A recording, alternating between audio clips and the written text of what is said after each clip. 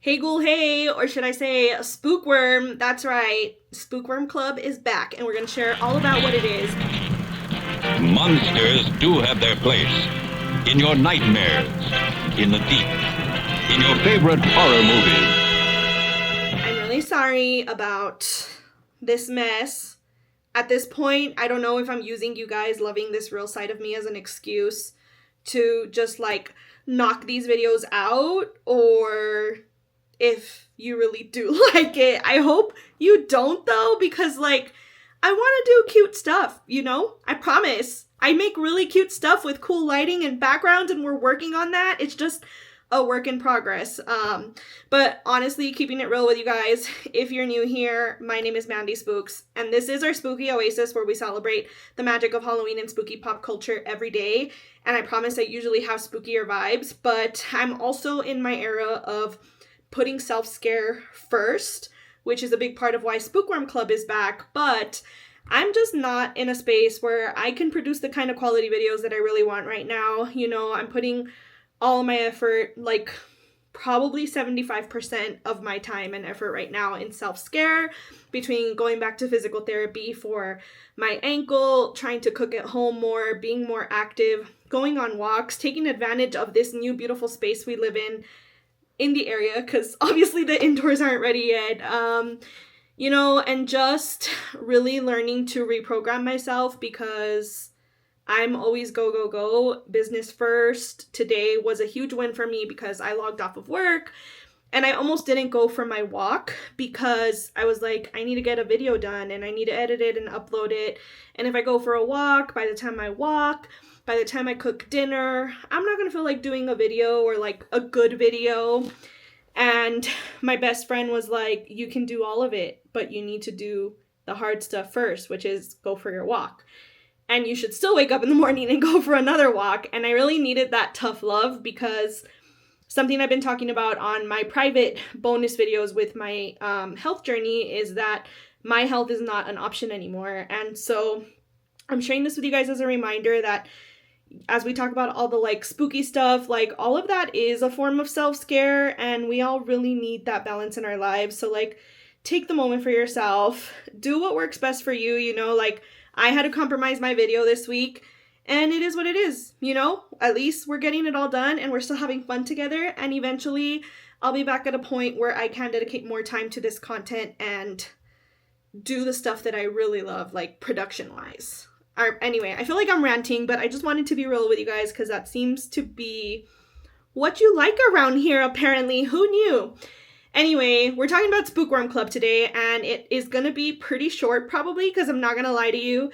As I made my home-cooked dinner, I watched True Blood episode 2, and I was like, I don't want to go work on this video now. This is the first time I have felt truly relaxed in this new space. How it's always weird how you don't quite feel at home yet, and you love the space but you don't feel home. Well, today was that first time I was watching TV, vibing with True Blood, ready to binge, and I was like, shoot, I gotta go work on this video. So we're gonna keep it quick so we can get back to binging, back to bloody binge worthy. Anyway, all right, Spookworm Club. So if you're new, I used to have Spookworm Club last year, and it was a monthly theme where, despite spookworm sounds like bookworm and a play on bookworm, I'm just not a books only kind of girl. I love to watch movies, TV. I love to theme actual activities around the themes that I am vibing with, And so I just had this idea of let's do Spookworm Club, where we celebrate themes together, and all month long we kind of just fangirl over it together. Monthly themes were not working out for my schedule with my job, and so I kind of decided to quit Spookworm Club at that point. But now I think I'm getting back in a groove where I'm learning how not all my content has to be perfect, and I can enjoy things and do these quick things for you guys and still be a very active voice in our community while enjoying things, working, putting other things first. So then I had this idea, what if we just do seasonal themes? Because I think seasons seem so much more attainable. It doesn't require as much maintenance as like going through the motions of like setting up templates, coming up with a theme, doing all the TBRs, the recs, and then sharing my reviews at the end of the month. It was a lot. So I'm hoping seasonal might work better, or maybe we'll just take like breaks when we need them versus quitting things, because taking breaks is okay. I feel like Taylor Swift when she's like, I cry a lot, but I am so productive. Now we're moving towards I rest a lot, but I'm so productive as well. Yay us, growth. Okay, anyway, so that being said, last Thursday I shared that I wanted to do Vampires and Werewolves summer theme, and you guys are the best community ever because you just went with it. You guys dropped so many recs. I asked on Discord, do you guys like actually want to do it? You said yes. I asked on Instagram, who wants a recs video? 100%, literally. All of you said, yes, you want it. And you guys just always vibe with me. You guys always meet my energy. And I am literally the luckiest content creator in the world because I have you guys to support me and just like go with the flow with me all the time, you know? So that being said, as I talked about bandwidth, I was floored by the amount of recommendations that you guys poured in throughout comments, Discord, private messages, and my question on Instagram. So I decided, instead of like making it really complicated for myself and figuring out, like, a lot of you had some of the similar suggestions, I just figured I'm just going to compile lists that you guys can reference and also create new platforms where we can connect. So if you haven't heard of Letterhead, I think it always sounds weird to me. Letterboxed, not Letterhead. That's a document, Mandy. Okay, so Letterboxed is this really cool app where you can keep track of all of the movies you've been watching. You can rate them. You can create watch lists. You can see what your friends are watching. And I decided to create an actual list featuring all of the movie recommendations that you guys had. I love to give you guys credit, but I'm so sorry. I don't have the time right now. Please forgive me. So it's really cool. My only pet peeve with Letterboxd is that you cannot include TV shows in it.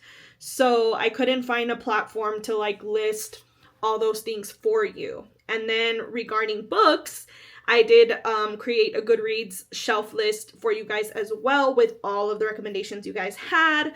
And then I'll share the TV shows with you guys. So I figured what I would do is share like my actual TBR and recommendations that I've actually experienced and highly recommend. And then you guys could go check out the links in my description below. You can add me as a friend, follow me, whatever you want on Letterboxd and Goodreads. No pressure. But I figured it'd be really cool for you guys to be able to reference what the entire community is recommending, but also just hear a little bit more in detail what I'm going to be doing the next couple of months. So to clarify, my theme is actually going to go through the end of July as of right now, because I'm thinking I want to have a fall theme with you guys that goes from August through Halloween, because I feel like September, October is not enough time. Like, it's just a busy time and we need a head start with August. And I have a few ideas in mind, so I would love your feedback. Witchy is always like number one. I feel like number one, witch vibe, like Halloween vibes.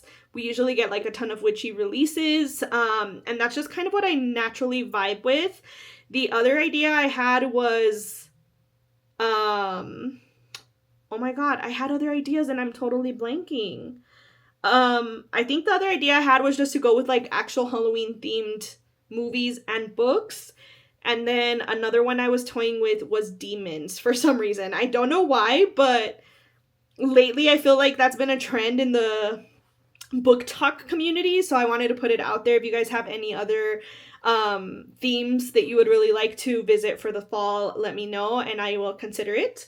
But yeah, so as of now, we're going to do, I have a name for it. It's going to be Fangs and Fur Summerfest. I love the alliteration in it. I'm sorry, I'm a nerd like that. And it's going to go through the end of July. Maybe we'll extend it through mid-August, depending on how everyone's doing with their TBRs and their watch lists. But go ahead and plan for that. and I'm going to go ahead and go through my actual TBRs and recommendations. So starting off with TV shows, since this one's going to take a little longer because we don't have a list for it. You all know I am starting True Blood. Literally just got through episode 2 and I can't wait to finish this video so I could go back to watching it tonight. And I had an idea. So many of you, I just want to share, this is like the only show that I've ever seen so many different types of people in the community highly recommend. And what I mean by that is like anytime I've talked about like Vampire Diaries or Sabrina or whatever show it is, there's always like very specific types of people who agree that they like a show.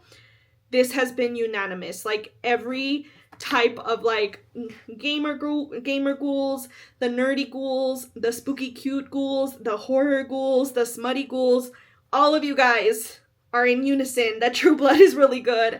So many of you also mentioned that me talking about True Blood is making you want to watch it. And to that I say, let's do it. Let's make this a bloody binge-worthy comeback. I was thinking we could add a channel on our Discord just for True Blood. And maybe I could say like now open for discussion, season 1 only. I don't know yet. I was also thinking, that was the chair. It was not me. I was moving my leg. Anyway, I was also thinking I could do like quick like summary reaction videos like after season 1, do a quick video review. I don't know yet, but I think we can definitely do something together. So if you guys are having the itch to watch it, join me because I'm sure I'm going to want to talk about it with somebody. All right. So we also had quite a few recommendations. Someone recommended Teen Wolf. Actually, I want to give a shout out to Alice in Wonderlush because she definitely was like Alice in Wonderlush and Too Fond of Books both went the extra mile to create recs for you guys, like literally typed out notes and pages of recs. So shout out to them. Thank you guys so much.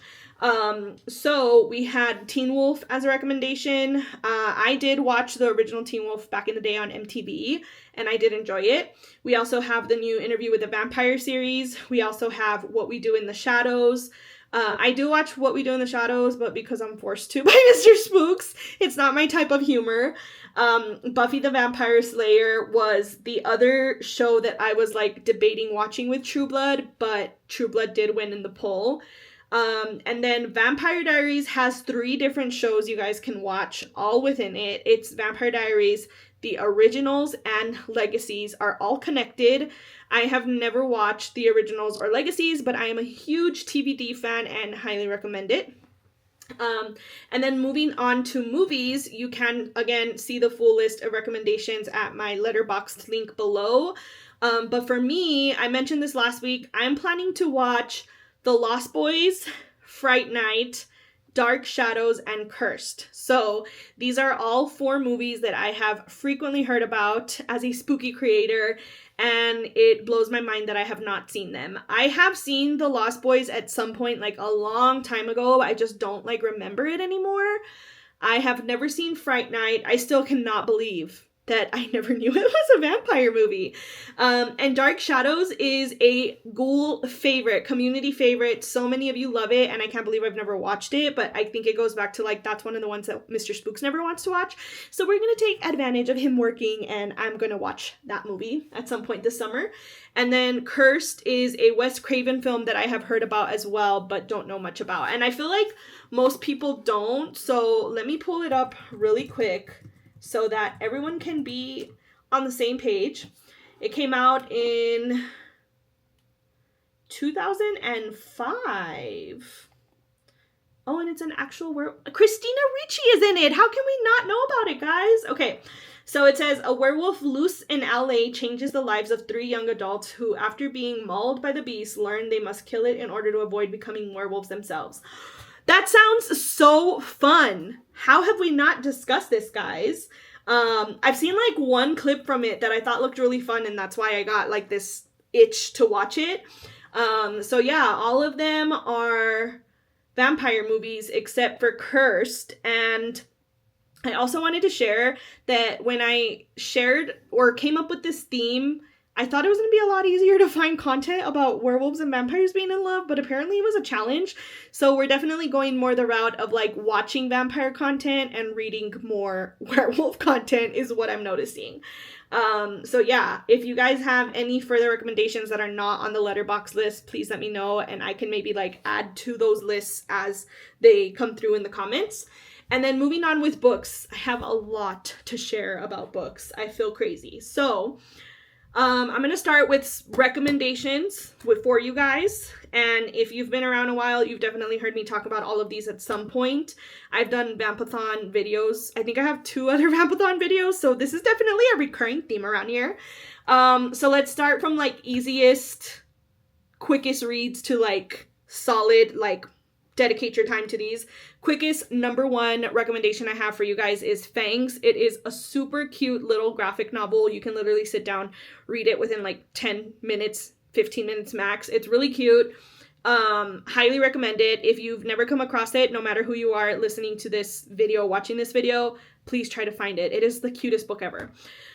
Next we have My Roommate is a Vampire. This book was the cutest, most wholesome book with like a dash of spice in it. I really enjoyed it.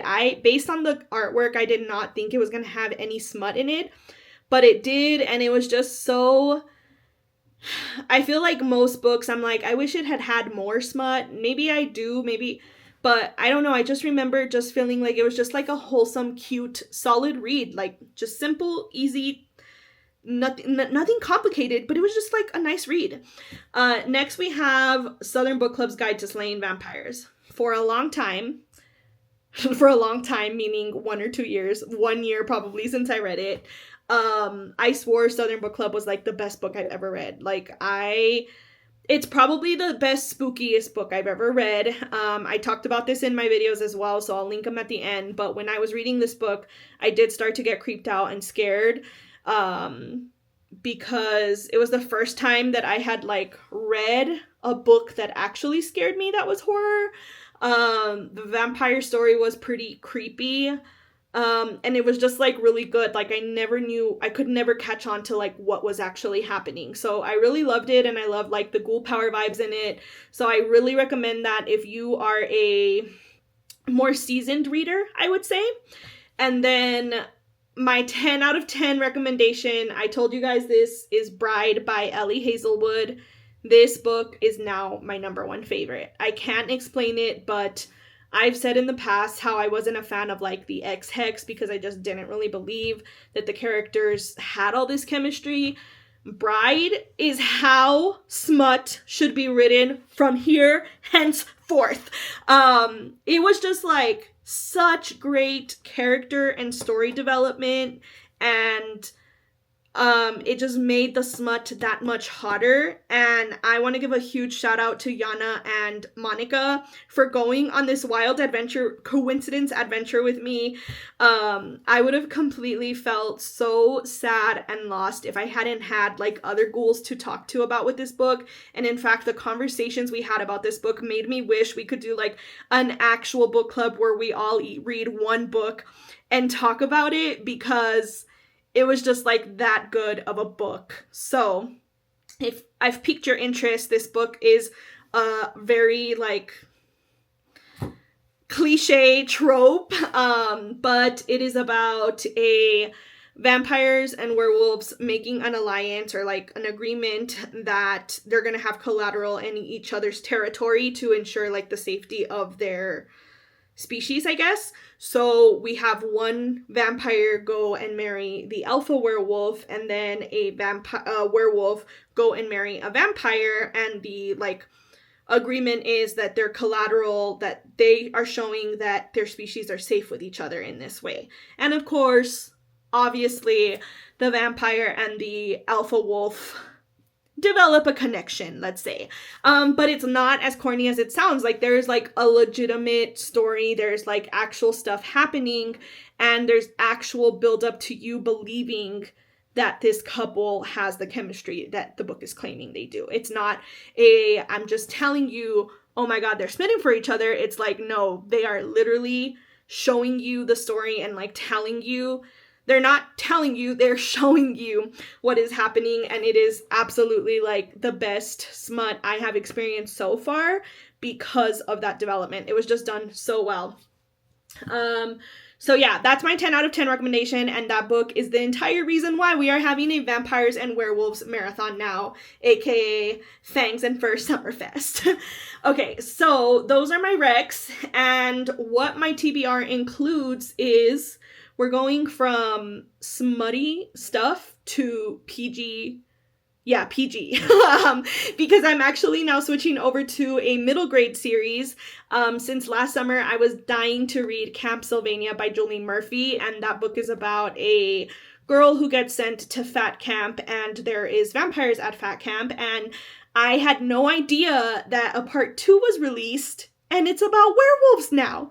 So we're switching over to this, and the reason we're switching is because I actually started Muscles and Monsters, which was supposed to be like also a smutty fun read, but honestly, after writing Bride, as soon as I started Muscles and Monsters, I was like, this is not the vibe. Like, we're not going back to this like really corny, no character development, no story type reading, so I kind of need to like switch gears for a little bit so that I can be ready to accept Muscles and Monsters for what it is, because I do want to go back to it, but like I said, Bride was just so good. I need a change of pace to like readjust my expectations with smut per se.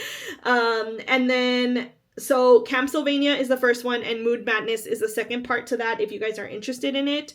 And then the other book on my list is The Fake Mate.